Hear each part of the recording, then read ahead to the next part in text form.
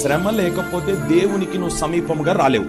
శ్రమ అని అగ్ని వచ్చిందనుకో, ఆటోమేటిక్ గా యేసయ్య దగ్గరికి వచ్చి ఆయన పాదాల మీద పడిపోతావు. శ్రమ లేనిదే సింహాసనము, శ్రమ లేనిదే మోకాల జీవితం, శ్రమ లేనిదే ప్రార్థన జీవితం రాదు. కొన్ని నిన్ను శ్రమలో ఆయన్నే పెడతాడు. ఎందుకు పెడతాడనంటే నువ్వు కాస్త దూరంగా ఉన్నావు, ఆయనకు దగ్గర తీసుకొని రావడానికి అడ్డుగా ఏమున్నాయో వాటిని ఆయన తొలగించి నిన్ను దగ్గరికి తీసుకొచ్చుకుంటాడు. ఒంటరి వాణిగా చేసేస్తాడు. ఎప్పుడైతే నువ్వు ఒంటరి వాడు అవుతావో, నిన్నటి వరకు నీ ప్రక్కన కూర్చొని తిన్నవారు కూడా నేను పలకరించరు. నీ తల్లి నీ తండ్రి కూడా నీ దగ్గరకు వచ్చి నీతో మాట్లాడరు.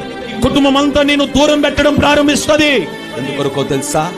ఆ ఒంటరితనములో నేను దేవునితో మాట్లాడాలని. నువ్వు ఒంటరిగా ఉన్నప్పుడే నీ కుడి చేయి పట్టుకొని నీకు సహాయము చేస్తాడు. నిన్ను శ్రమ పెడుతున్నాడు అని అంటే నువ్వు సంతోషించాలి. ఎందుకో తెలుసా? ఈ శ్రమ నాకు మేలాయను.